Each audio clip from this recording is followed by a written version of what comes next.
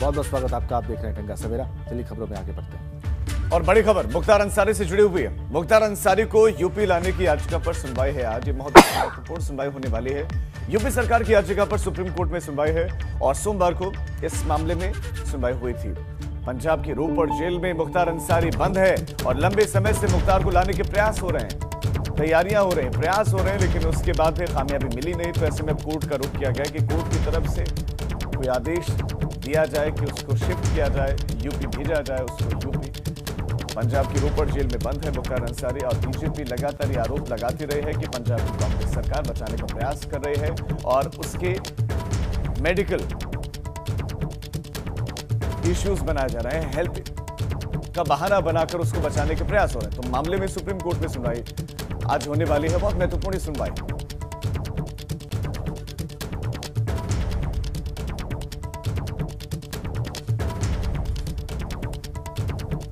आइए अब आपको बताते हैं कि उत्तर प्रदेश और उत्तराखंड में आज क्या है। पहली बात करते हैं उत्तर प्रदेश की।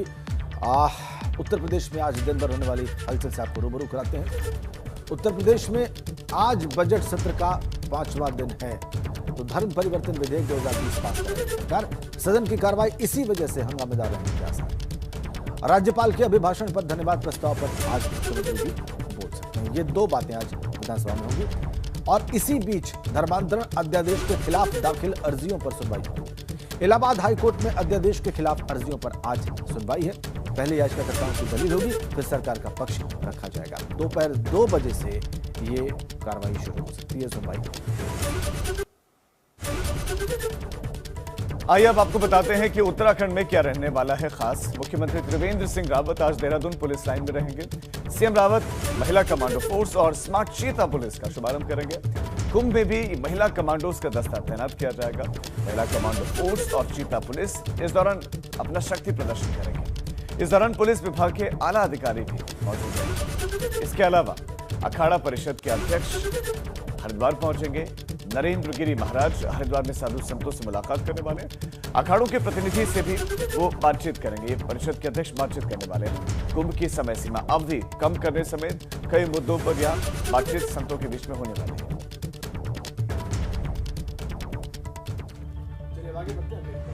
है। तस्वीरें लखनऊ से हमारे पास है। वहां पर फर्नीचर की दुकान में आग लगी। आग लगने से लाखों का माल जलकर खाक हो गया। सूचना पर पहुंची दमकल की गाड़ियों ने किसी तरह से इस आग पर काबू पाया। ये आप देख लीजिए तस्वीरें लखनऊ की। फर्नीचर की दुकान में आग लग गई और लाखों का सामान जलकर खाक। फर्नीचर की दुकान में जो रखा हुआ था, अब देखिए कैसे उस पर काबू पाने की कोशिश की गई। उसकी तस्वीरें भी आप देख रहे हैं एक्सक्लूसिव।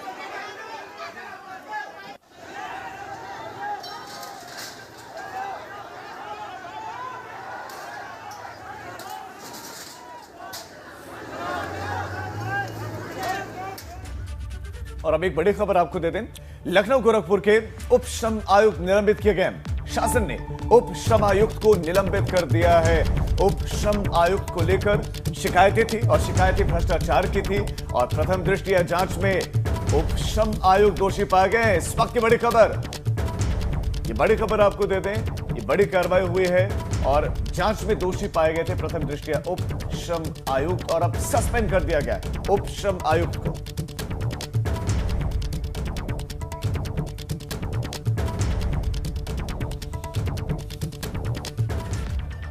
और अब आगे बढ़ते हैं और अब बुंदेलखंड की खबर सुपरफास्ट अंदाज में। चलिए शुरू करते हैं।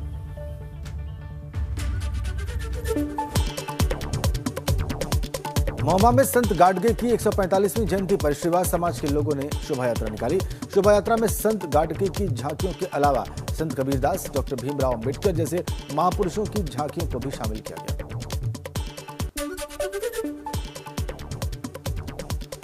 बांदा में 33 साल की नाबालिग से दुष्कर्म का मामला सामने आया है। आरोप है कि पड़ोसी रिश्तेदार ने दुष्कर्म की वारदात को अंजाम दिया। परिजनों की तहरीर पर पुलिस ने मुकदमा दर्ज कर लड़की को मेडिकल के लिए भेजा।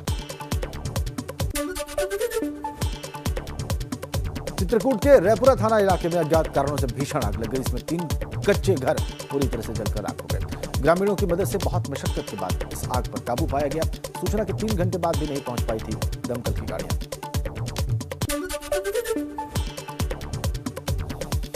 जालौन में रिटायर्ड वन अधिकारी के घर पर चोरी की वारदात को अंजाम देने वाले किराएदार समेत 4 लोगों को पुलिस ने गिरफ्तार किया। पुलिस ने लगभग 1 किलो सोना, आधा किलो चांदी और 36,49,500 रुपए बरामद किए। एक कार भी बरामद हुई। बुंदेलखंड की खबरें आपने सुपरफास्ट अंदाज में देखी। आइए अब कुछ और खबरों का रुख करते हैं। अगली खबर, घर में खाना बनाते वक्त हाथरस में गैस सिलेंडर में आग लग गई और इसके बाद धमाका हुआ और मकान धराशायी हो गया। सिलेंडर फटने से यह हादसा हुआ। इस घटना में दंपत्ति सहित 5 बच्चे बुरी तरह से झुलस गए। धमाके की आवाज सुनकर पहुंचे ग्रामीणों ने मलबे में दबे 5 बच्चों और दंपत्ति को जिला अस्पताल में भर्ती कराया। अस्पताल में भर्ती कराई गई महिला की मौत हो गई। 5 बच्चों और पिता का इलाज जिला अस्पताल में चल रहा है।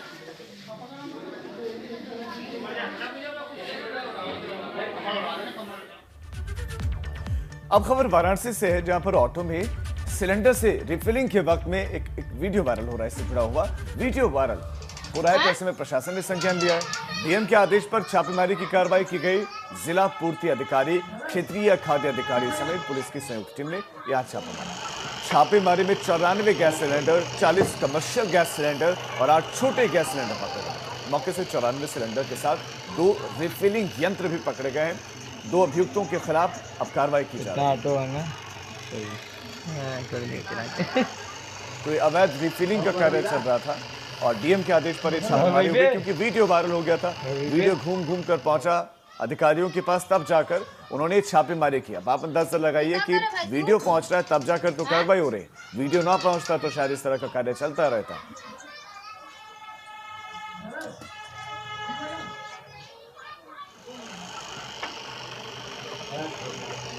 वाराणसी की खबर।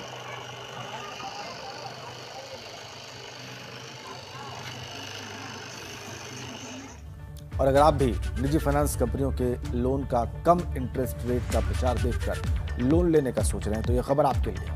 दरअसल नोएडा थाना सेक्टर 20 में भारतीय रिजर्व बैंक के सहायक प्रबंधक ने एक ऐसे ही निजी फाइनेंस कंपनी पर एफआईआर दर्ज कराई, जो लंबे समय से लोन देने की एडवर्टाइजिंग करके मासूम लोगों के साथ ठगी करती है। कंपनी लंबे समय से bike loan, gold loan, finance loan का प्रचार करती है और लोगों को गलत तरीके से लोन दिया जाता था।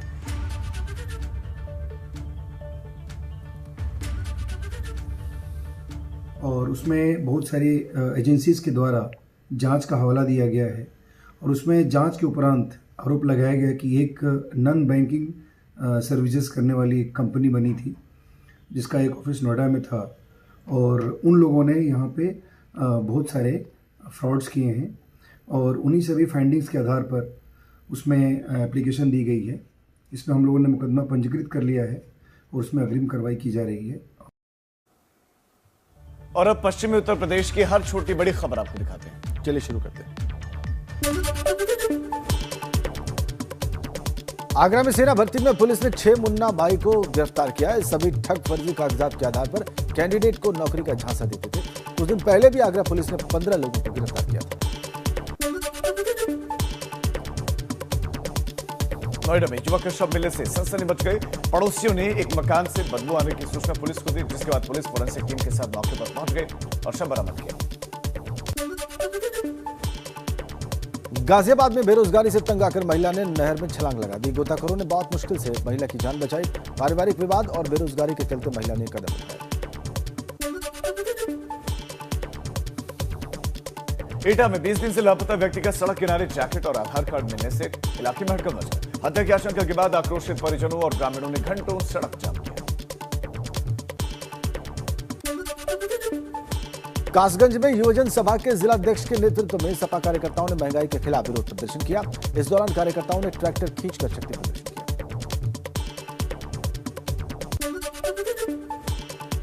तो पश्चिमी यूपी की खबरें सुपरफास्ट अंदाज में आपने देखी। अब कुछ और खबरों का रुख करने का वक्त हो चला है। लखनऊ से नई दिल्ली जा रही गोमती एक्सप्रेस पर चढ़ते वक्त अचानक एक लड़की फिसल गई। चलती ट्रेन में चढ़ने की कोशिश कर रही थी ये लड़की। प्लेटफॉर्म पर ट्रेन के साथ कुछ दूर तक ये घिसटती रही। आप इन तस्वीरों को देखिए। ये तस्वीरें आपको विचलित कर सकती हैं। रेलवे सुरक्षा बल के कर्मचारी विनीता कुमारी ने इस लड़की की जान बचाई। वो तुरंत वहां पर पहुंच गए और इस लड़की को बचाना शुरू कर दिया। विनीता की सक्रियता की वजह से एक बड़ा हादसा टल गया और इससे पहले भी विनीता एक महिला यात्री की जान बचा चुकी है। रेलवे अधिकारियों ने विनीता को सम्मानित करने की घोषणा की है। ये देखिए, लड़की चढ़ने की कोशिश कर रही है ट्रेन और अचानक पैर फिसलता है और फिर देखिए पैर फंस जाता है और प्लेटफॉर्म और ट्रेन के बीच में जो बहुत कम गैप होता है वहां पर वो फंस गए और कुछ घिसटती हुई आगे चले गए। लेकिन इस बीच में विनीता पहुंच जाती है और बचा लेती है।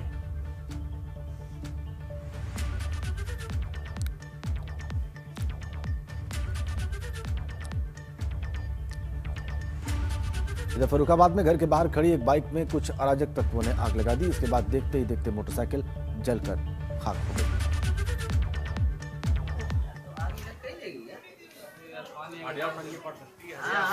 आप तस्वीरें देख लीजिए, फर्रुखाबाद से अराजक तत्वों ने इस मोटरसाइकिल में आग लगा दी। स्थानीय लोगों ने इस आग पर काबू पाया। धू धू करके मोटरसाइकिल जो जल रही है, इसकी तस्वीरें आप देख रहे हैं। खड़ी बाइक में अराजक तत्वों ने आग लगा दी फर्रुखाबाद में, और देखते ही देखते ये बाइक आग का गोला बन गई।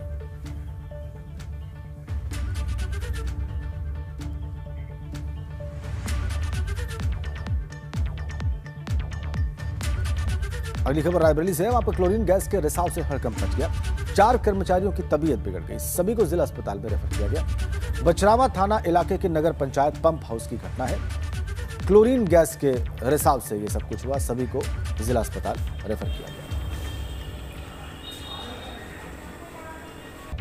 चलिए खबरों में आगे बढ़ते हैं। अगली खबर राजीव के पास है और बड़ी खबर जो जुड़ी हुई है वो ऋषि गंगा तपोवन घाटी में, जहां पर राहत बचाव के कार्य भी चल रहे हैं। जोशीमठ से खबर है, अलर्ट जारी हुआ है इस हिस्से के लिए। ऋषि गंगा में 24 और 25 फरवरी के लिए अलर्ट जारी हुआ है।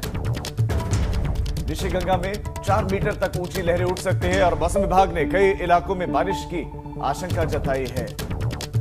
ये बड़ी खबर, ऋषि गंगा तपोवन घाटी में एक बार फिर से इस हिस्से के लिए अलर्ट जारी हुआ है और ये कहा गया कि ऊंची ऊंची लहरें उठ सकती हैं क्योंकि बारिश हो सकती है।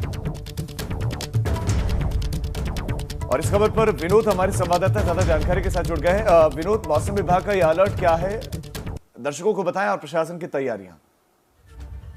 जी राजीव, देखिए, मौसम विभाग ने ऊपरी पहाड़ी इलाकों में बारिश की एक चेतावनी जारी की गई है और एक जिस तरह से जोशीमठ तपोवन में जो पूर्व में तबाही आई है उसको लेकर अलर्ट जारी कर दिया गया है। और ऐसे में एनडीआरएफ, एसडीआरएफ और नेवी के साथ साथ में वैज्ञानिकों की टीम के द्वारा जो एक झील बनी हुई है तपोवन में, उस पर नजरें रखी जा रही हैं। अलार्म सिस्टम लगाया गया है। हालांकि एसडीआरएफ के जवानों के द्वारा एक रिसाव जरूर झील के माध्यम से किया जा रहा है कि जो झील में पानी है उसका रिसाव किया जा रहा है। और ऐसे में अगर बारिश होती है तो झील का जलस्तर बढ़ सकता है, तो जिसके चलते एक और दिक्कतें लोगों के सामने वहां पर खड़ी हो सकती है। तमाम टीमें जो लगी हुई हैं उनके सामने खड़ी हो सकती है। ऐसे में मौसम विभाग ने 2 दिनों के लिए ऊपरी पहाड़ी इलाकों में बारिश की चेतावनी जारी की गई है। तो ऐसे में ऋषि गंगा तपोवन क्षेत्र में अलर्ट जारी कर दिया गया है। और जिस तरीके से अब मौसम विभाग का 2 दिनों का अलर्ट है, तो जरूर ये माना जाए कि ऋषि गंगा जो झील है उसमें पानी का जलस्तर बढ़ने से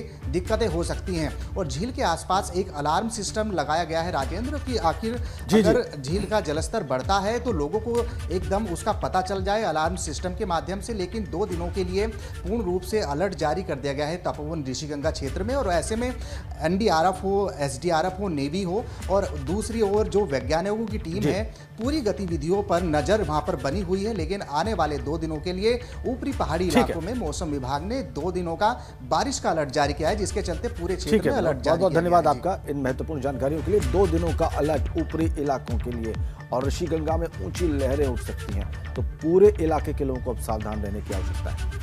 आगे बढ़ते हैं। अगर प्रतिभाओं को मौका और संसाधन मिले तो वो कुछ नया ही कर जाते हैं। कानपुर में गांव का एक युवक, उसने ऐसा ही किया। कहने को सिर्फ 12वीं पास, लेकिन उसने एक ऐसी ई बाइक बनाई है जो आम ई बाइक से हर मायने में बेहतर है। रिपोर्ट देखिए।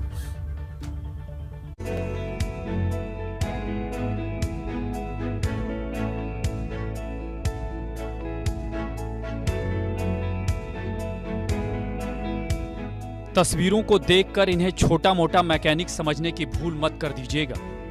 समझ लीजिए कि ये इंजीनियरों के इंजीनियर हैं, वो भी बिना किसी इंजीनियरिंग की डिग्री के। जी हाँ, आप बिल्कुल सही सुन रहे हैं और सही देख भी रहे हैं। तो चलिए इनकी बनाई ई बाइक की खासियत से पहले इनका परिचय करा दें। ये वीरेंद्र शुक्ला हैं, कानपुर के कल्याणपुर स्थित 12 सिरोही के रहने वाले। 2012 में 12वीं पास की। लेकिन आर्थिक तंगी से आगे पढ़ने का मौका नहीं मिल पाया और ये तंगी अब तक बरकरार है। लेकिन कहते हैं कि प्रतिभा किसी की मोहताज नहीं होती। आज इनकी प्रतिभा को भी पंख लगने लगे। जरा सोचिए, जब पेट्रोल की कीमत सेंचुरी लगा चुकी है, डीजल सेंचुरी लगाने के करीब पहुंच गया है, तो फिर हर तरफ इलेक्ट्रिक वाहनों की न सिर्फ चर्चा है बल्कि सड़कों पर उसे चलाने का चलन भी तेज हो गया है। बस वीरेंद्र ने इसी फील्ड में अपनी प्रतिभा के जरिए गजब की फील्डिंग सजाई। ये इनकी ई बाइक है। जरा गौर से देखिएगा, बिल्कुल आम बाइक की ही तरह। अंतर बस इतना है कि ये बैटरी से चलती है। अब इसे मेक इन इंडिया का कमाल कहिए या आत्मनिर्भर भारत, आत्मनिर्भर उत्तर प्रदेश की पहल।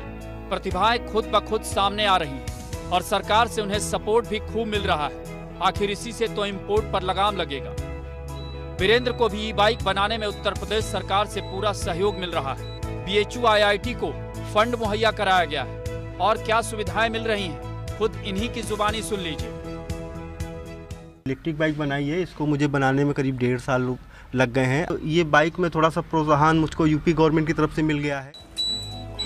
वैसे बाजार में ई बाइक तो बहुत है, लेकिन वीरेंद्र शुक्ला की बनाई ई बाइक तो समझिए कि हाई स्पीड ई बाइक, जो एक बार चार्ज करने पर 70 किलोमीटर तक का सफर तय करती है। आगे ये और भी बढ़ सकती है और इसकी स्पीड आम ई बाइक की 40-45 किलोमीटर प्रति घंटे की बजाय 100 किलोमीटर प्रति घंटा की स्पीड से चल सकती है। साथ ही इसकी कीमत भी काफी कम है और चार्ज भी बहुत कम समय में हो जाती है। मेरी ये बाइक में इस प्रकार की कोई समस्या नहीं है। ये 70 से 80 किलोमीटर प्रति घंटे की रफ्तार से चल सकती है और ये एक बार चार्ज होने पर 70-80 किलोमीटर चलती है। बहरहाल वीरेंद्र शुक्ला और उनकी ई बाइक इस समय सुर्खियों में है और यूपी सरकार के सहयोग ने उनकी प्रतिभा को सबके सामने ला तो दिया है, लेकिन आगे ये देखना दिलचस्प होगा कि उन्हें अब कितना बड़ा और सक्षम प्लेटफॉर्म मिल पाता है। Bureau report, ABP Ganga.